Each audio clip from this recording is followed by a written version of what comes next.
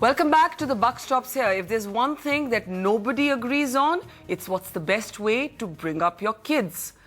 There was, of course, the much debated battle hymn of the tiger mother. There has been the recent controversy between Norway and India, for example, with one country seeing what Indians would consider normal parenting as an abuse of the parent-child relationship. And now there's a brand new book out that blends thoughts of the East, our own thoughts, with perhaps borrowing from the best of the West.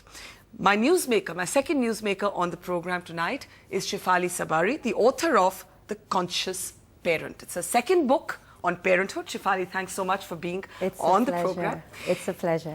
When you say the conscious parent, the assumption obviously is that much of parenting that goes on is actually done either unconsciously or subconsciously. You're also, of course, a trained clinical psychologist. Why did you reach that conclusion?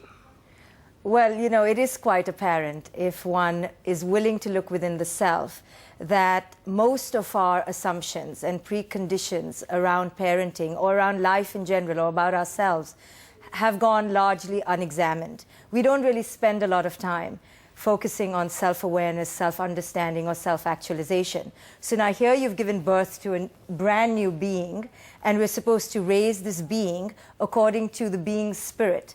But having largely paid little attention to one's own spirit, how can one then endeavor to raise this spirit to be the brightest, to be the best that it can be? You know, so what we end up doing is just repeating what we have known in our own lives. And that's just regurgitating more of our unexamined, unconscious. So are you saying that in a sense, as parents, we all look to create mini-me's? We really do. If we're deeply and truly honest with ourselves, that's what we're doing, because there simply isn't enough time in the day to focus on, to take the time out to focus on the conscious self. So my book really speaks to the importance of spending that time to discover one's emotional, preconditioned assumptions about the self, about life, about parenthood. Because in doing so, one can extricate oneself from that deep, unresolved baggage that we all carry, and hopefully don't pass it on to our children. In fact, one of the things that you do say in the book is that parents, in a sense, bring those anxieties, bring those insecurities to the process of parenting, and often what they're doing is just transferring those anxieties onto their child. But in India, for example, we have parents who actually live out their own dreams through their children. Yes. Or you have parents who want their child to, let's say, go through school with a certain kind of report card. Now, there's a cultural question here, and the cultural question is this, that some people would say that's why Indian children do so well when they go abroad, because they've had this tough upbringing. So where is that line between a cultural, instinctively Indian way of, if there is such a thing, of bringing up your kids, and overdoing it? Well, you know, you speak to two issues. One is it really a cultural thing to look at self-esteem as being dependent on external factors such as achievement, or is it a universal phenomenon that we need to pay close attention to and disentangle from? Because it's not really true. You know, all psychology research has shown that when self-esteem is dependent on extrinsic validation, such as grades, beauty, who we marry, or where we live, that really lends to a deep emotional disconnection within the self. So when we enter parenthood with the assumption that our child needs to be pushed, we're already entering from a lack-based perspective that says that self-esteem cannot be borrowed or garnered or be grounded on a deep inner connectivity, but instead needs to be dependent on external validation. That's just an illusion. So what would you do as a parent if your kid flunked a class?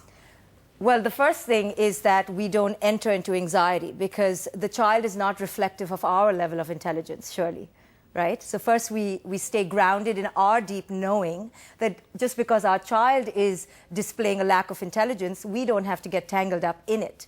So here is where we see the roar of our ego come up. You know, every parent wants to institute the self onto the child, but we tame that ego. You talked about taming, Amy Chua. So you tame that tiger mom inside you, the tiger parent inside you, and understand that the child's lack of intelligence has no indication or bearing on yours.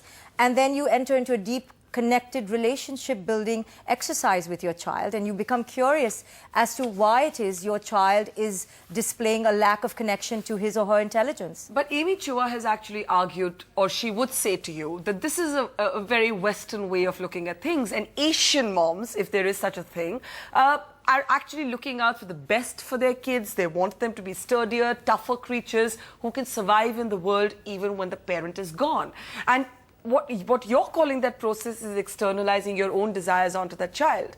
So are you really saying that you wouldn't feel worried if your child consistently did not perform well in school? Just take the simple, most universal example. Well, I would definitely get worried, and that would be my ego.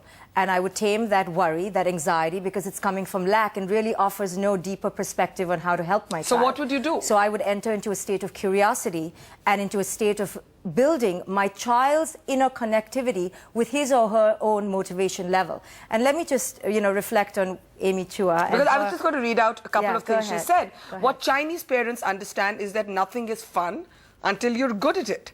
And she also says that Chinese mothers can say to their daughters, hey fatty, lose some weight. And lastly, speaking to what you're talking about, Western parents worry a lot about their children's self-esteem.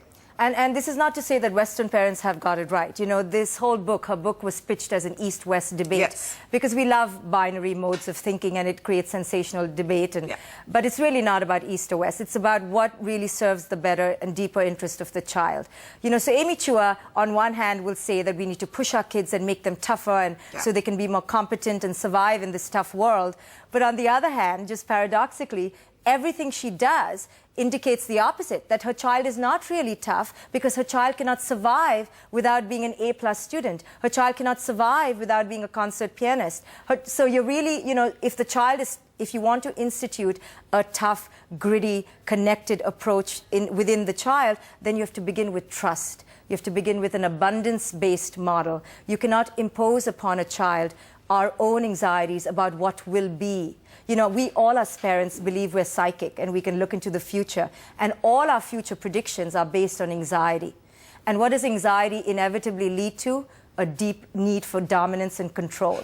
So Amy Chua is highly dominant. She calls herself a tiger mother. But in doing so, she creates a divorce within the child to their own sense of knowing, to their own connectivity. Do you have the NDTV Profit app? All the markets, all the news and your own homemade, ready-made portfolio available there for you. We will right now answer what you should sell, what you should buy when markets are down. Download at ndtvprofit.com/apps. Get the best app from the channel you trust.